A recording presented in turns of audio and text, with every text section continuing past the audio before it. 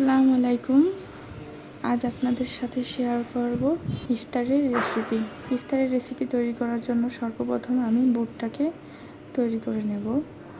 বুট রান্না করার জন্য প্রথম একটি কড়াইতে পরিমাণ মতো তেল, পেঁয়াজ, আদা রসুন বাটা, দারচিনি, এলাচ ভালোভাবে ভেজে নেব।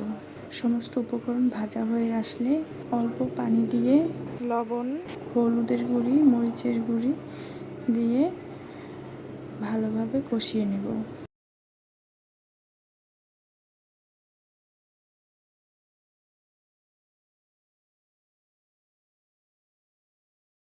মশলাটা কষানো হয়ে গেলে এর মধ্যে ছোলা ডালগুলো ও 2টা আলু ভেঙে দিয়ে দেব।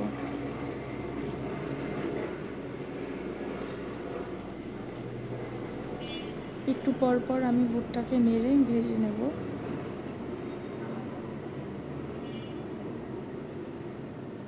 বুটটা ভাজা হয়ে আসলে এর মধ্যে আমি 2 পিস টমেটো ও অল্প পানি দিয়ে বুটটাকে রান্না করে নেব। বুট তৈরি করার ক্ষেত্রে অবশ্যই একদিন আগে ছোলার ডালটাকে ভিজিয়ে রাখতে হবে। ভিজিয়ে রাখা ছোলার ডালগুলো আমি ভালোভাবে সিদ্ধ করে ধুয়ে নিয়েছি। অবশ্যই রান্না করার আগে ডালগুলোকে সিদ্ধ করে ধুয়ে নেবেন, তাহলে ডালগুলো দেখতে খুবই সুন্দর হবে।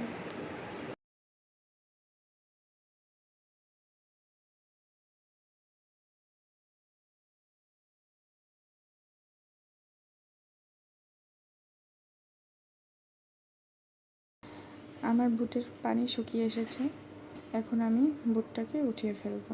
দেখতেই পাচ্ছেন সুন্দরভাবে তৈরি হয়ে গেছে আমাদের ছোলার ডালের রেসিপি।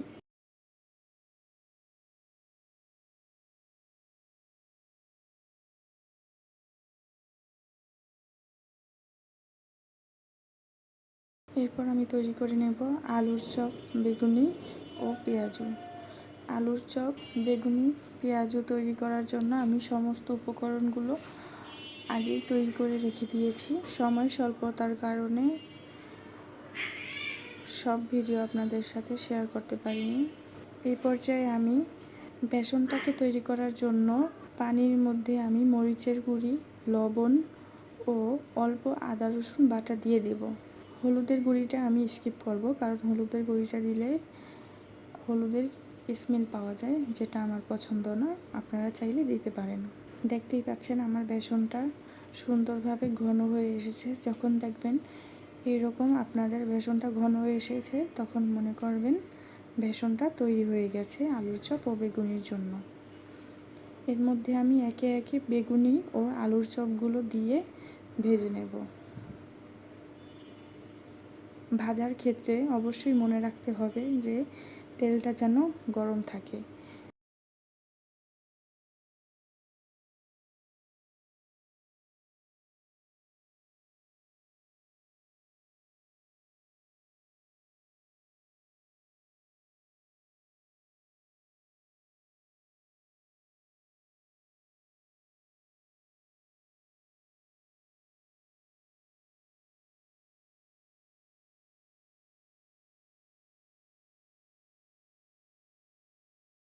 আলুর চপগুলো ভাজতে ভাজতে আমি পেঁয়াজুর জন্য ডালটাকে তৈরি করে নিলাম। পেঁয়াজুর ডালটা তৈরি করার জন্য পেঁয়াজ কুচো, মরিচ কুচি ও সামান্য মরিচের গুঁড়ি, আদা রসুন বাটা অল্প দিয়ে ভালোভাবে মেখে নিলাম। এখন পেঁয়াজুর আকারে দিয়ে ভেজে নেব। অবশ্যই খেয়াল রাখতে হবে চুলার জাল যেন অতি পর্যায়ে না থাকে, মিডিয়াম পর্যায়ে রেখে আমাদের সমস্ত উপকরণগুলো তৈরি করতে হবে। জাল অতিরিক্ত হলে আমাদের ভিতরের উপকরণগুলো, পেঁয়াজ ও আলুর চপ ও বেগুনির ভিতরের যেই উপকরণগুলো থাকে সেগুলো সম্পূর্ণভাবে হবে না।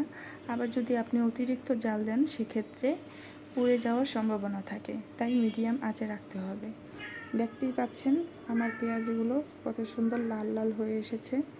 এই পর্যায়ে আমরা পেঁয়াজগুলোকে উঠিয়ে নেব। দেখতেই পাচ্ছেন আমার ইফতারির সমস্ত আইটেম তৈরি হয়ে গেছে। সমস্ত আইটেমগুলি তৈরি হয়ে গেছে। আজ এই পর্যন্তই, আবার দেখা হবে নতুন কোনো ভিডিওতে নতুন কোনো রেসিপি নিয়ে।